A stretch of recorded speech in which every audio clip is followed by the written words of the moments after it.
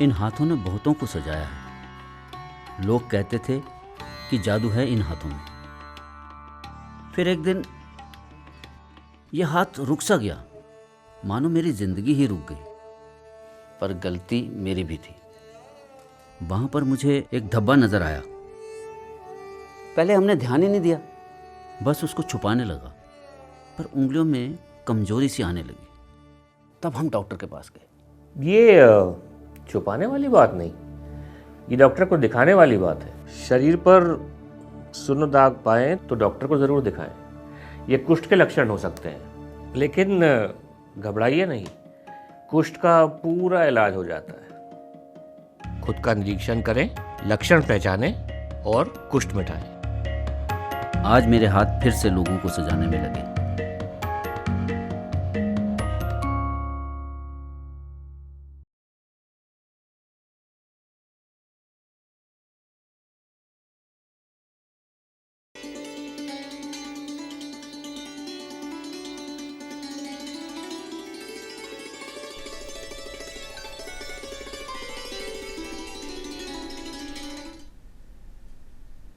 हर साल दुनिया में लाखों बच्चे एक ऐसी बीमारी से प्रभावित होते हैं जिसकी समय पर पहचान की जाए तो उसे रोका जा सकता है। हम बात कर रहे हैं निमोनिया की। नमस्कार दर्शकों, मैं हूं ईशा सिंह और आप देख रहे हैं हेलो डॉक्टर। आज हम बात करेंगे निमोनिया बीमारी पर और खासकर बच्चों को यह किस तरह से प्रभावित करती है, इसके लक्षण क्या हैं और इसका इलाज किस तरह से किया जा सकता है। इस पर बातचीत करने के लिए हमारे साथ मौजूद हैं project director child health national health mission doctor Pradeep Chaudhary ji. नमस्कार सर, आपका बहुत बहुत स्वागत है। बहुत बहुत धन्यवाद ईशा जी। तो दर्शकों, चर्चा शुरू करने से पहले आपको बता दें, अगर आपका डॉक्टर साहब से कोई भी सवाल है तो आप हमसे सीधे संपर्क कर सकते हैं। हमारा नंबर है 0141270499, 0141270498, जो आपकी स्क्रीन पर भी दिया गया है। तो सर, चर्चा की शुरुआत करते हैं। सर, सबसे पहले तो ये बताइए कि जो निमोनिया बीमारी है वो क्या है, थोड़ा आसान भाषा में जो है दर्शक हमें मतलब उन्हें समझ में आ जाए। जी जी। निमोनिया जो बीमारी है वो हमारे जो लंग्स हैं, फेफड़े होते हैं, उनमें जो हवा को ब्लड में पहुंचाने के लिए जो एल्विलाइज होती है, उनमें जब इन्फेक्शन होता है तो उस इन्फेक्शन से उसमें सूजन आती है, उनमें कुछ तरल पदार्थ इकट्ठा होने लगता है, तो वो जो सरफेस है जो ऑक्सीजन पहुंचाने के काम आ रही थी वो कम होने लगती है और धीरे धीरे वो सांस का एक इन्फेक्शन बन जाता है। तो निमोनिया बेसिकली फेफड़ों की जो हमारी एल्विलाई है उनके इन्फेक्शन और इन्फ्लेमेशन से होने वाली एक बीमारी है। तो सर, एक हम बात करते हैं एडल्ट में जो निमोनिया होता है वो, और एक बच्चों में जो निमोनिया है जो कि हमारा आज का टॉपिक भी है। तो किस तरह से दोनों में अंतर है? क्या दोनों में लक्षण एक जैसे होते हैं? थोड़ा सा सर पहले लक्षण के बारे में बताइए कि लक्षण जो हैं किस तरह से, जो शुरुआती लक्षण दिखाई देते हैं बच्चों में और एडल्ट में। बच्चों में, क्योंकि जो हम बात करते हैं कि लक्षण बच्चों में हमेशा ऐसा नहीं होगा कि एडल्ट्स में तो जैसे खांसी जुकाम होता है तो उपचार भी ले लेते हैं। बच्चों में विशेषता क्या होता है कि सांस की गति तेज होने लगती है और बच्चों की छाती धंसने लगती है, जो एक बहुत ही प्रोमिनेंट लक्षण होता है कि बच्चे में गंभीर निमोनिया हो गया है। एडल्ट्स में नॉर्मली खांसी के साथ बुखार होना और बलगम आना, जैसे सूखी खांसी और गीली खांसी बोलते हैं लोग, तो बलगम आना मतलब उसको निमोनिया की संभावना है। बच्चों में सांस की गति तेज होना, बच्चों का खाना खाना छोड़ देना, बच्चों का इरिटेबल हो जाना, बच्चों की सांस लेते टाइम छाती धंसना, इस तरह के लक्षण होते हैं, पाए जाते हैं। दर्शकों, आपको बता दें, यहाँ बच्चों से हमारा मतलब है 0 से 5 साल तक के जितने भी जो बच्चे हैं उन पर हम बात कर रहे हैं और उनमें जो निमोनिया होता है वो किस तरह से उसकी शुरुआत होती है। तो सर, जैसा आपने बताया कि जो इसके लक्षण हैं वो खांसी जुकाम से ही स्टार्ट होते हैं जी। तो खांसी जुकाम तो एक तरह से हम कह सकते हैं कि आम बीमारी है, सभी होती है, बच्चों में भी होती है, बड़ों में भी होती है। तो पहचान किस तरह से हम कर सकते हैं, जो शुरुआती जो चीज़ है? खांसी जुकाम और निमोनिया को कैसे अलग अलग करेंगे? जी, एग्जैक्टली। खांसी जुकाम जो होती है नॉर्मली जो हमारा एक फ्लू का जो वायरस होता है, इन्फ्लुएंजा, उससे सभी में होती है। और क्योंकि बच्चों की इम्यूनिटी थोड़ी कमज़ोर होती है, पूरी तरह से डेवलप नहीं होती, और जो बच्चों के एल्विलाइज हैं, जिनके जो फेफड़ों के अंदर होते हैं, जिनसे हवा जाती है ब्लड में, उनकी साइज़ भी छोटी होती है। बच्चों में एलर्जीज सामान्य से ज़्यादा पाई जाती है। पिछले 10 सालों में आप देखोगे तो एलर्जी के मामले करीब दोगुना हो गए हैं। इसके बहुत सारे कारण हैं। इसका एनवायरमेंटल एक पॉल्यूशन भी एक कारण है। जिस तरह से आप हम सब आजकल देखते हैं कि AQI की बात हो रही है, बिल्कुल, तो वो भी उसमें ऐड होता है। और बच्चों में इसीलिए बच्चों में थोड़ा ज़्यादा निमोनिया होता है। और निमोनिया के लक्षण सामान्यतः खांसी जुकाम में क्या होगा कि नॉर्मल कफ कोल्ड होगा, फेफड़े पे कोई असर ज़्यादा नहीं होता, लेकिन जैसे ही निमोनिया होने लगता है तो आपके जो फेफड़े पे जो असर होने हैं, यानी कि अब ज़्यादा एफर्ट करना पड़ेगा बच्चे को अपने खून में ऑक्सीजन की मात्रा बनाए रखने के लिए, तो तेज़ तेज़ सांस लेना। उसके अलावा जब सांस लेता तो एक आवाज़ जो मेडिकल में बोलते हैं हम स्ट्राइडर, वीज, वो क्योंकि अंदर कुछ जमा हो गया तरल पदार्थ, यानी सांस लेते वक्त जो आवाज़ आती है। हाँ, तो तरल पदार्थ जब जमा होगा तो वो एक जो नॉर्मल फ्लो था उसके जो आवाज़ पैदा होगी, जिसको हम स्टेथोस्कोप से आप देखते हैं बच्चों में डॉक्टर जी ऑस्कल्टेट भी करते हैं, वो उसी आवाज़ को सुनने का प्रयास करते हैं। जी।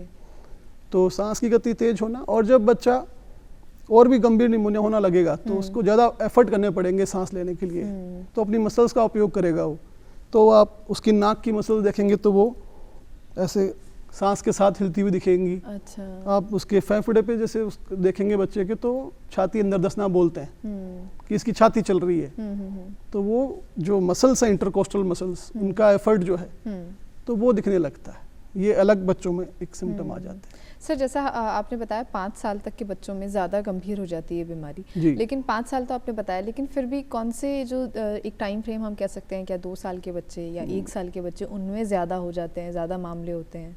3 तरह से डिवाइड करते हैं निमोनिया को 5 साल के बच्चों में भी। अच्छा। 2 माह तक का निमोनिया, जिसमें मुख्यतः जो कारण रहते हैं वो हीमोफिलस इन्फ्लुएंजा रहता है, और अगर 60 से ऊपर सांस की गति है तो उसको तेज गति माना जाता है, क्योंकि छोटे बच्चे वैसे भी तेज तेज सांस लेते ही हैं।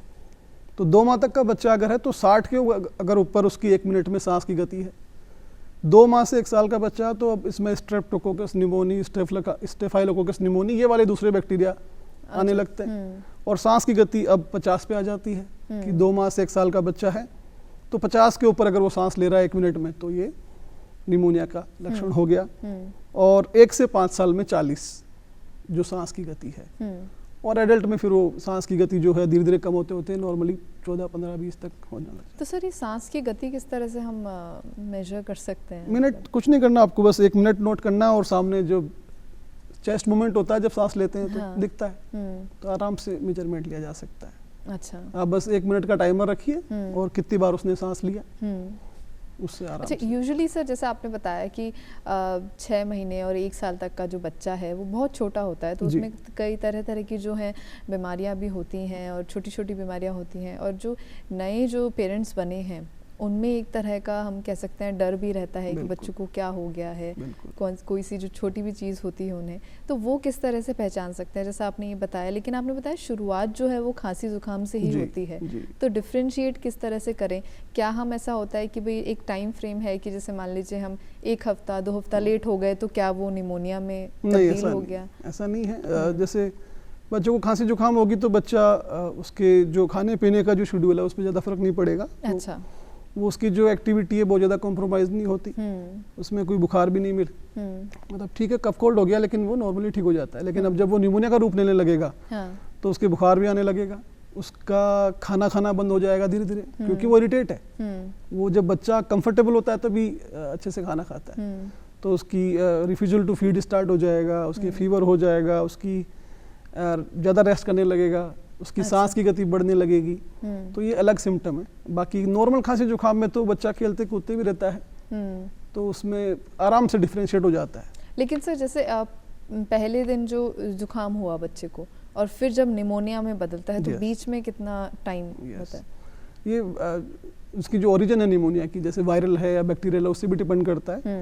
और नॉर्मली कई बार तो रिजोल्व हो जाएगा, सेल्फ रिजोल्व हो जाएगा 3 से 5 दिन में जुकाम, और अगर वो रिजोल्व नहीं होता है तो 6 से 7 दिन पे वो फिर ये सिम्टम आने लगते हैं। यानी अगर 6 से 7 दिन में भी ये इस तरह के लक्षण दिखाई दे रहे हैं तो उन्हें तुरंत डॉक्टर के पास जाना चाहिए। इनका दिनों से कोई वो नहीं। अच्छा, दिनों से भी कुछ? जब भी आपको लगे बच्चे का सांस तेज है, बुखार है, बच्चे को सांस लेने में एफर्ट करना पड़ रहा है जो दिख रहा है, विजिबल है, और बच्चे का रिफ्यूजल टू फीड हो रहा है, बच्चा चिड़चिड़ा सा लग रहा है, डॉक्टर को दिखाना चाहिए।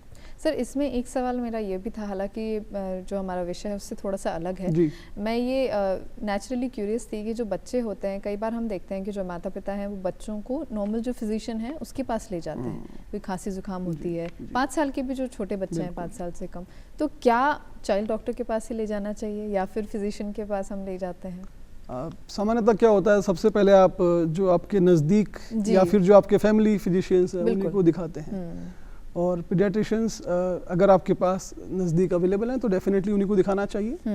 और अगर आपके उपलब्धता नहीं है या किसी भी कारण से, तो पहले जो फिजिशियन उनको भी दिखा सकते हैं। फिजिशियन भी जब उनको लगता है कि ये निमोनिया का रूप ले रहा है तो वो भी सामान्यतः इनिशियल स्टेज में ट्रीटमेंट दे देते हैं, लेकिन जब सीरियस होता है तो वो पीडियाट्रिशियन के पास ही उनको भेज दे देते हैं। जी। अच्छा सर, आपने बताया कि जैसे ये जो बीमारी है वो फेफड़ों को प्रभावित करती है, तो और कौन कौन से, क्या फेफड़ों तक ही सीमित रहती है या लेटर स्टेजेस में ये फैल जाती है बीमारी? ये बहुत अच्छा क्वेश्चन आपने किया।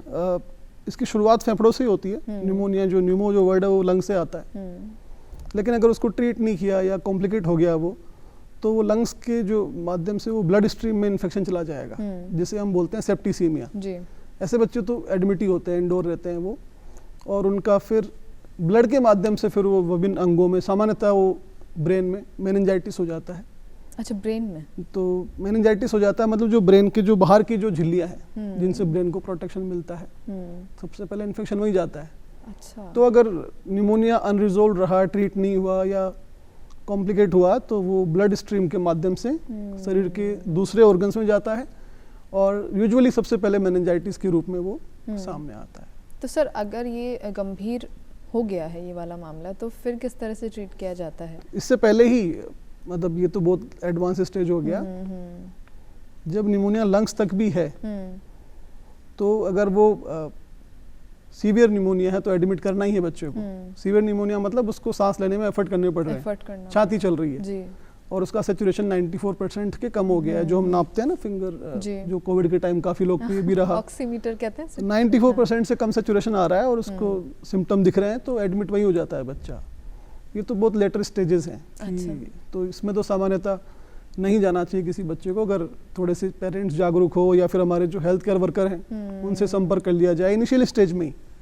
और जो निमोनिया की जो सबसे आसान जो उपचार है वो है एमोक्सिसिलिन, जो बहुत कॉमन ड्रग है, हमारी आशा के पास भी होता है। ये एंटीबायोटिक है शायद? यस जी, बहुत इफेक्टिव एंटीबायोटिक है निमोनिया में, तो हमारे जो वर्कर्स हैं उनके पास अवेलेबल होता है। तो अगर उसको फर्स्ट डोज भी दे के आगे रेफर किया जाता है तो वो बहुत इफेक्टिव होता है। तो सर, जैसे हम थोड़ा सा, मैं लेटर स्टेज की बात कर रही थी, जो एडवांस स्टेज आप बता रहे हैं जिसमें वो मेनिंजाइटिस हो जाता है, सेप्टिसीमिया हो जाता है, और देन फिर दूसरे ऑर्गन्स में इन्फेक्शन, मतलब सेप्टिसीमिया का मतलब है कि ब्लड में इन्फेक्शन आ गया है। तो ब्लड जहाँ जहाँ जाता है वहाँ इन्फेक्शन जाने लगता है। तो सर, मैं वही कह रही थी, एक हम कहते हैं खांसी जुकाम, और फिर उसके बाद निमोनिया, और फिर उसके बाद जो सेप्टिसीमिया। तो ये यहाँ तक कि एक जो साधारण बीमारी जिसे हम कहते हैं वो इतना एडवांस्ड में पहुँच जाती है, तो बीच में कौन कौन सी गलतियाँ जो हैं वो यूजुअली पेरेंट्स करते हैं या हेल्थ केयर वर्कर से जो हो जाती है, वो बताइए। 3 बातें हैं जो पब्लिक हेल्थ, क्योंकि मैं पब्लिक हेल्थ फील्ड से आता हूँ जी, तो हमेशा ही बोला गया prevention is better than cure. Exactly. और हर बार हमारा जब भी, चाहे वो निमोनिया के लेके बात हो, चाहे डायरिया को लेके बात हो, हमारा थीम होता है प्रोटेक्शन, प्रिवेंशन एंड ट्रीटमेंट। सबसे पहला स्टेज है प्रोटेक्शन। तो अगर बच्चों को एक्सक्लूसिव ब्रेस्ट फीडिंग, क्योंकि माँ का दूध बच्चों के लिए बेस्ट आहार है, तो माँ का दूध बच्चे को मिलता है तो उसकी इम्यूनिटी अच्छी रहती है, उसका पोषण अच्छा रहता है। फिर जब वो 6 महीने का होने लगे तो उसके बाद उसको ऊपरी आहार जो देना है वो उसको, जैसे हम खुद खाना खाते हैं वैसे ही खिलाया जाए। बिल्कुल। ऐसा नहीं कि पापा ने कुछ खिला दिया होगा या मम्मी ने कुछ खिला दिया होगा, दादा ने कुछ खिला दिया होगा। उसको दिन में 3 से 4 बार खाना, जो उसकी उम्र के अनुसार जो उसकी होती है, 3-4 चम्मच, तो फिर आधी कटोरी, फिर उस हिसाब से पूरी कटोरी आगे बढ़ता जाता है, वो पूरा शेड्यूल है। तो उसका पोषण अच्छा रहे, उसको विटामिन ए की खुराक समय समय पे मिलती रहे, क्योंकि विटामिन ए हमारे जो स्पेशली लंग्स के जो इन्फेक्शन है इनमें काफ़ी अच्छा इसका प्रोटेक्शन रहता है। तो हम गवर्नमेंट सप्लाई में 6-6 महीने में हम उपलब्ध भी कराते हैं, तो उसका सेवन किया जाए। फिर आता है प्रिवेंशन। तो प्रिवेंशन में आप क्या करेंगे, जो टीके लगा रही है सरकार, स्पेशली 6, 10, 14 महीने पे, जिसमें हीमोफिलस इन्फ्लुएंजा का एक टीका होता है पेंटावलेंट वैक्सीन में, वो जरूर लगे बच्चे के। फिर आता है निमोकोकल वैक्सीन, ठीक है, वो भी जरूर से लगवाया जाए। फिर 9 महीने पे लगता है मिजल्स और रूबेला वैक्सीन, ये जरूर से लगवाया जाए। और इसके बाद फिर आता है ट्रीटमेंट, कि फिर भी अगर लक्षण लग रहे हैं, बच्चे की सांस तेज लग रही है, बुखार लग रहा है, छाती धस रही है, तो आप तुरंत उपचार लीजिए। और आप ज़्यादा दूर नहीं जाए तो कम से कम हमारे जो फील्ड में आशा सहयोगिनी है, CHO है, ANMs है, वो सब इस बीमारी के उपचार के बारे में पूर्णतया ट्रेंड है, उनके पास पूरी इनिशियल दवाइयाँ उपलब्ध हैं। तो सेवा, जो चिकित्सा सेवा उपलब्ध है, उसका उपयोग करें। सर आपने वैक्सीनेशन के बारे में बताया, तो क्या ये जो वैक्सीन्स हैं ये हर सरकारी अस्पताल पे उपलब्ध जी। है मुफ्त में या फिर चार्ज लगता है? नहीं नहीं, सब मुफ्त। जो मैंने आपको बताई सारी वैक्सीन जो है यूनिवर्सल इम्यूनाइजेशन प्रोग्राम में जो हमारा शेड्यूल है, और ये सारे अस्पतालों में नहीं, ये हर एक गांव तक वैक्सीन लगती है। हमारी जो वर्कर्स हैं, हमारी जो एएनएम्स हैं, वो उसकी जो अगर क्षेत्र में 4 गांव हैं तो वो शेड्यूल बनाती है कि मुझे इस गुरुवार को इस गांव में जाना है, अगले गुरुवार को इस गांव में जाना है, और वो जो जिन बच्चों का शेड्यूल, जिनकी डोज पेंडिंग हो रही है वैक्सीन की, उन सब बच्चों को उस वैक्सीन साइट पे जो सामान्यतः आंगनवाड़ी होती है, तो उसको हम बोलते हैं MCHN day, mother child health and nutrition day. Okay. तो हर गुरुवार, और अगर उसके ज़्यादा गांव हैं तो फिर सोमवार को भी वो करती है।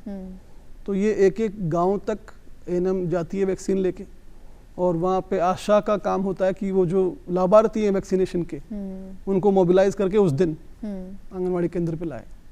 तो सर वैक्सीनेशन हो जाता है, उसके बाद भी चांसेस रहते हैं, रिस्क रहता है? जैसा मैंने आपसे कहा कि वैक्सीनेशन के अलावा उसका बच्चे का न्यूट्रिशन कैसा है, कुछ इम्यून डिसऑर्डर्स भी कई बार रह जाते हैं, तो वो भी एक कारण रहता है। इंडोर पॉल्यूशन, जो घरों में हम जैसे जो नेचुरल फ्यूल से जो खाना पकाते हैं बंद कमरे में, जैसे धुआं है, तो जब बाहर का धुआं हमारे लंग्स को प्रभावित करता है, तो जो एक कमरे के अंदर जो धुआं इकट्ठा हो रहा है वो कितना ज़्यादा करता होगा, और वो भी बच्चे की बात है। तो जो बच्चे के लंग्स तो अभी तक पूरी तरह डेवलप ही नहीं है। तो इंडोर एयर पोल्यूशन, जो कि धुआं से भी होता है, जिससे हम धुआं वाले जो फ्यूल काम में लेते हैं, और उसके अलावा जैसे घर में कारपेट्स वगैरह हैं, इनसे भी बहुत सारा एलर्जन निकलता है।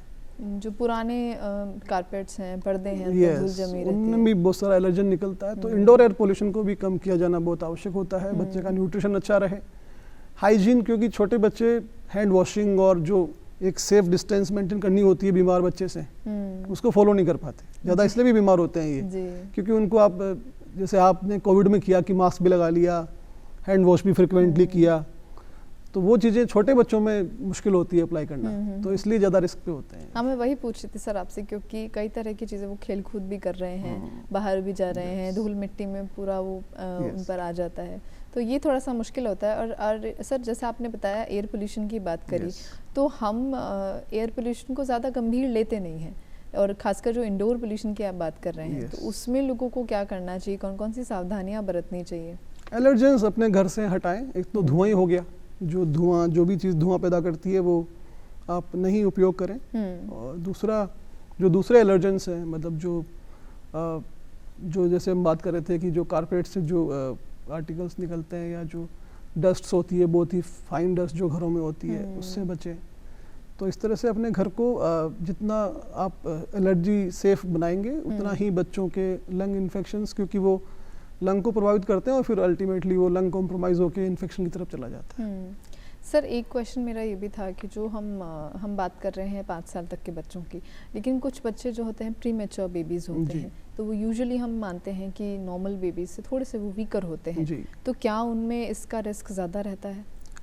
जो प्रीटर्म बच्चे, अगर आप 37 वीक से पहले बोले तो नहीं, लेकिन अगर 34 वीक से पहले का बच्चा है, तो वो लंग मैच्योरेशन उनका अच्छे से नहीं हो पाता, क्योंकि जब बच्चा माँ के गर्भ में होता है तो वो माह दर माह, सप्ताह दर सप्ताह उसके ऑर्गन मैच्योर हो रहे होते हैं। लंग मैच्योरिटी 34 वीक के बाद आने लगती है। उससे पहले अगर बच्चा पैदा हो गया तो वो जैसे ही बाहर आएगा तो उसको अब खुद से सांस लेना है, और उसके लंग उसके लिए प्रिपेयर्ड नहीं है। तो फिर ऐसे बच्चों को हम हमारे जो स्पेशल न्यूबॉर्न केयर यूनिट्स हैं, जिनको आप NICU भी बोलते हैं आम भाषा में, उसमें एडमिट करके उनको सर्फेक्टेंट वगैरह दिए जाते हैं लंग्स में, ताकि वो लंग्स मैच्योरिटी का जो गैप रहा उसे फुलफिल किया जा सके, और उनको फिर ऑक्सीजन सपोर्ट के थ्रू उनको बचाया जाता है। सर ये बीमारी खासकर अभी जो सर्दियों का मौसम चल रहा है, तो क्या सर्दियों के मौसम में ज़्यादा होती है बीमारी? सर्दियों के मौसम में कॉमन जो फ्लू है वो बढ़ जाता है, क्योंकि वो वायरस इस मौसम में, इस टेम्परेचर रेंज में ज़्यादा एक्टिव रहता है, और उससे फिर आगे जाके वो न्यूमोनिया में जो दूसरे कारण है, जो RSV वायरस हो गया या बैक्टीरियल हो गया, वो न्यूमोनिया भी फिर सामने आने लगते हैं। अच्छा सर इम्यूनिटी का ही ये जो बीमारी है इम्यूनिटी की ही है, इम्यूनिटी कमज़ोर होती है तो बच्चों में ये बीमारी होती है।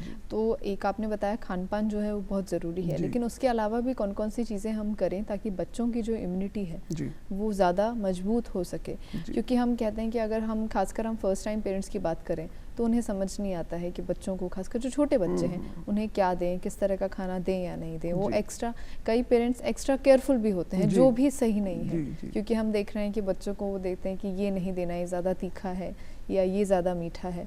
तो किस तरह की चीज़ें, जो खान पान का जो पैटर्न है वो कैसा होना चाहिए, वो मैं समझना चाह रही थी।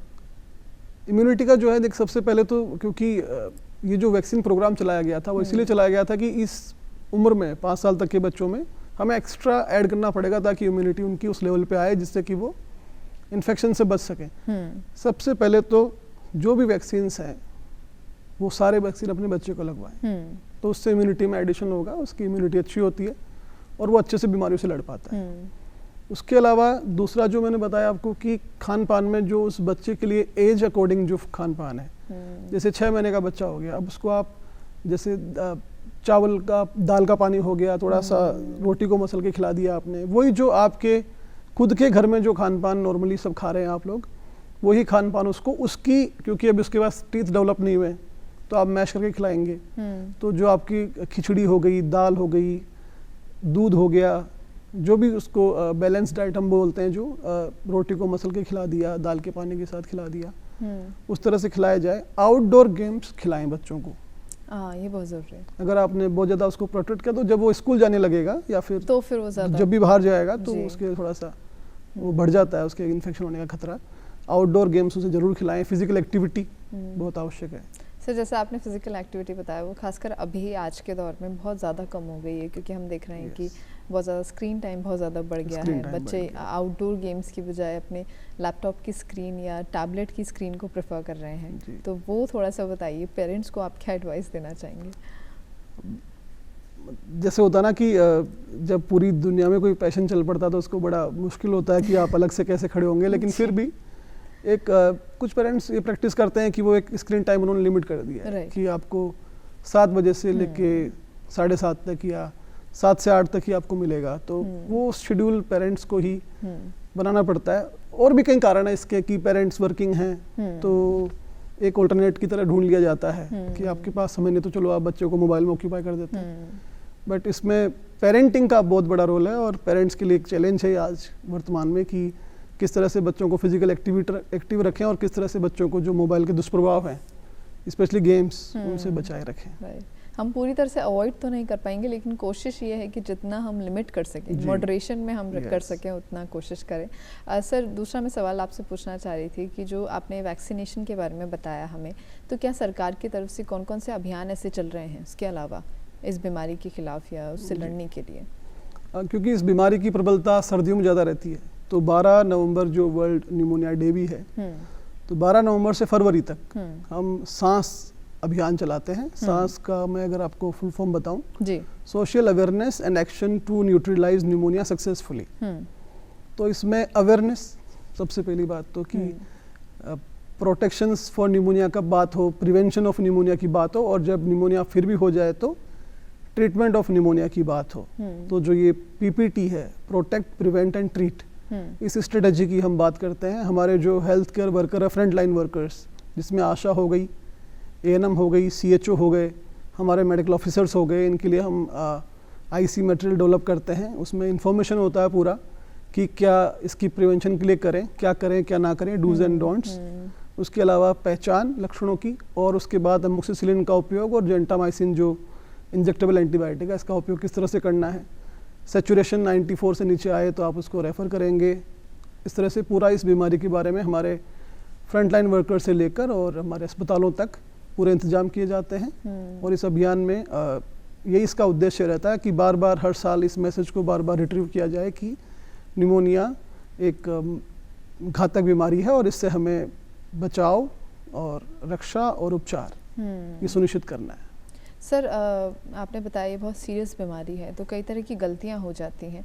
जो पेरेंट्स जैसे एक इलाज बच्चे का हो भी गया है निमोनिया, अगर वो 5 साल से छोटा है, तो क्या आसानी से उसका इलाज हो जाता है? थोड़ा सा बताइए ताकि उनमें जो डर है वो खत्म हो जाए? बहुत आसानी से। और जो एंटीबायोटिक जो रिकमेंडेड है एमोक्सिसिलिन, वो हर अस्पताल में उपलब्ध है। और उसकी जो खुराक अगर बच्चे को मिलती है, उसके साथ में बुखार के लिए कुछ दवा दी जाती है। और जो हम बोलते हैं ब्रोंकोडायलेटर्स, वो भी दिए जाते हैं ताकि फेफड़े को थोड़ा उसमें आराम मिलता है। और ये हर पीएचसी और मैं आपको बताऊं सब सेंटर तक अवेलेबल है।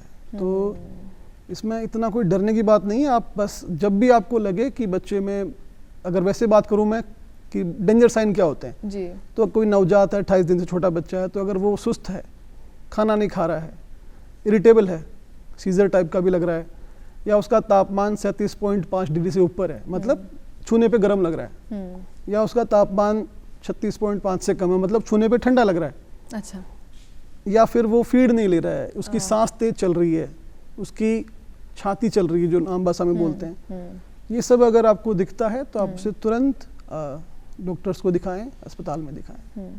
सर, अगर बच्चे का इलाज चल रहा है निमोनिया का, तो माता पिता को कौन कौन सी सावधानियां बरतनी चाहिए उस दौरान? जब बच्चे का इलाज चल रहा हो निमोनिया का, तो जो भी उसे दवा दी गई है उसको एज पर शेड्यूल वो उनको दें। उसके खान पान का ध्यान रखें, उसकी रेस्ट का ध्यान रखें, बच्चा पूर्णतः आराम करे। और जो दूसरे प्रिवेंशन है, हैंड वॉशिंग, अगर संभव हो सके तो मास्क लगाना, इनका भी पूरा ध्यान रखा जाए। सर, अंत में मैं चाहूँगी कि हालांकि आपने बहुत सारे मैसेज और एडवाइस दे रखे हैं, पेरेंट्स को भी दी है, फिर भी मैं चाहूँगी कि अंत में आप खान पान से जुड़ा, इस बीमारी से जुड़ा पेरेंट्स को क्या मैसेज देना चाहेंगे? एक बात होती है, निमोनिया नहीं तो बचपन सही, तो एक स्लोगन है जी। और 3 बातों पर ध्यान रखिए आप। प्रोटेक्ट, मतलब कैसे रक्षा करनी है, इस एक्सक्लूसिव ब्रेस्ट फीडिंग, स्तनपान कराएं, वो बच्चे को अच्छे से खाना खिलाएं, अच्छी उसकी डाइट रखें। उसके बाद वैक्सीनेशन करवाएं। घर में जो भी पॉल्यूशंस हैं, इंडोर एयर पॉल्यूशन, चाहे वो धुआं के रूप में हो, चाहे वो छोटे छोटे फाइबर्स के रूप में या डस्ट के रूप में हो, उन्हें दूर करें। और जब भी कोई लक्षण लगे तो तुरंत बच्चे का उपचार कराएं। तो दर्शकों, आज हमने जाना कि जो निमोनिया है वो एक सीरियस बीमारी है, लेकिन इससे डरने की ज़रूरत नहीं है। अगर आप इसे समय पर पहचान लेंगे तो इसे पूरी तरह से ठीक किया जा सकता है। मैं डॉक्टर साहब का धन्यवाद देना चाहूँगी, जिन्होंने इस बीमारी को बहुत अच्छे से हमें समझाया, इसका इलाज हम किस तरह से कर सकते हैं, कौन कौन से लक्षण हैं जिसे हम पहचान सकते हैं। ये ज़रूरी है कि आप अपने बच्चों की जो डाइट है उस पर ध्यान दें, उनका प्रॉपर जो मील है, मील टाइम है, वो ठीक करें। इंडोर एयर पोल्यूशन, उसका बहुत ध्यान रखें। तो उम्मीद करते हैं आपको हमारा कार्यक्रम पसंद आया होगा। खुश रहिए, स्वस्थ रहिए। धन्यवाद। Thank you.